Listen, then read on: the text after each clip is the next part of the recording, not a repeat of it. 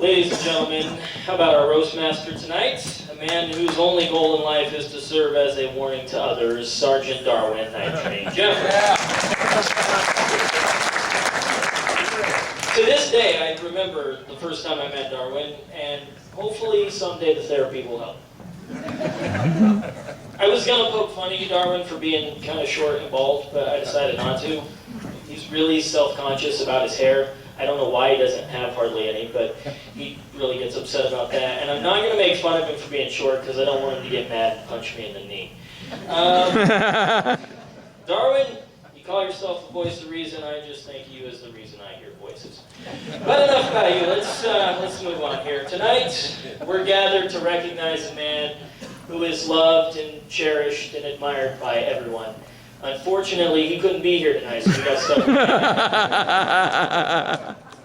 I, like the rest of you, am here to support the Girl Scouts. I'm here to help Andy celebrate his 50th birthday and complete the rest of my community service. Before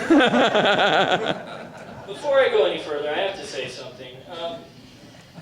As I look around at my fellow roasters here, I feel a little out of place. I feel like the last customer of the night at the world's cheapest wax museum. I mean, come on. Andy, Darwin, Dorothy, Debbie, Jerry. I've seen younger faces on cash.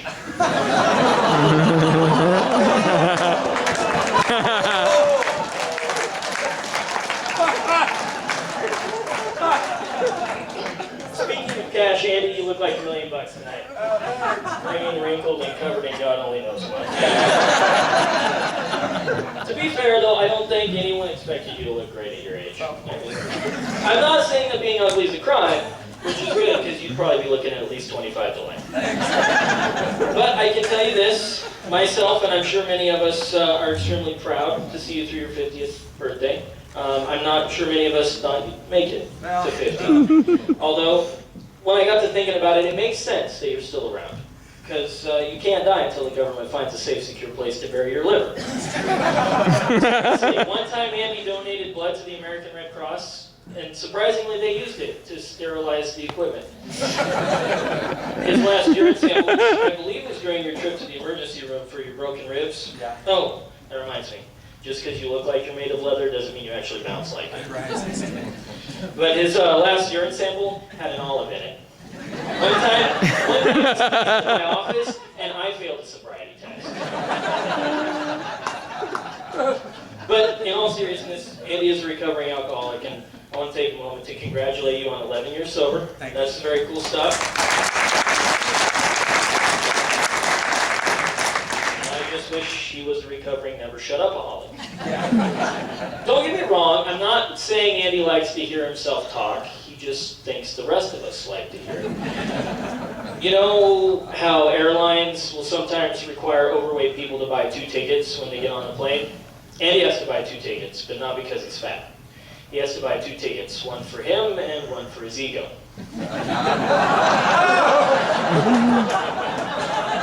When I first met Andy, he was arrogant and obnoxious. Now he's just the opposite, obnoxious and arrogant. I've been working with Andy for almost 4 years now.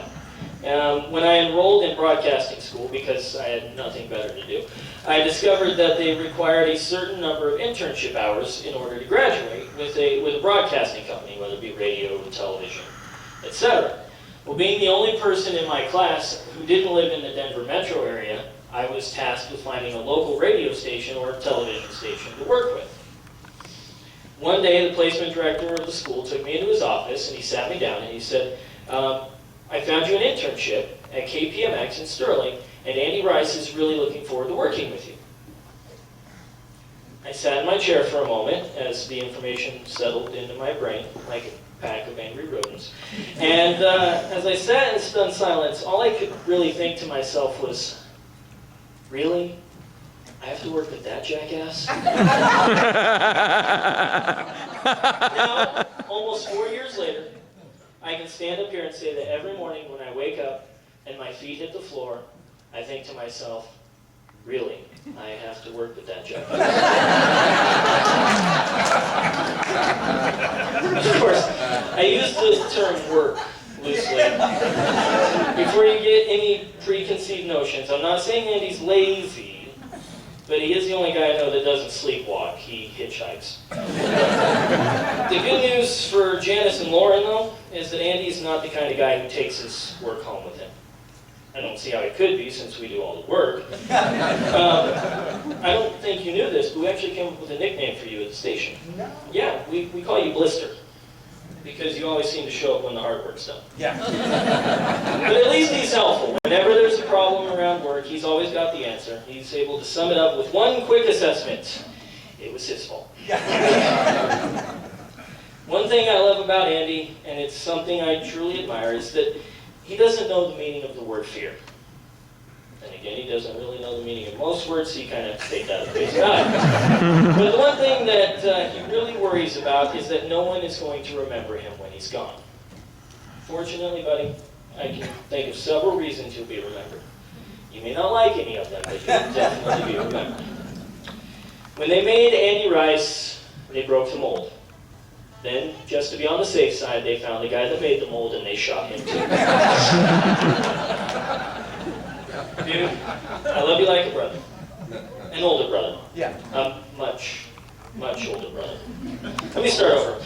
I love you like a great-grandfather. And I want you to know that if you ever need a friend, I'll be more than happy to go find you one. Okay. Happy birthday.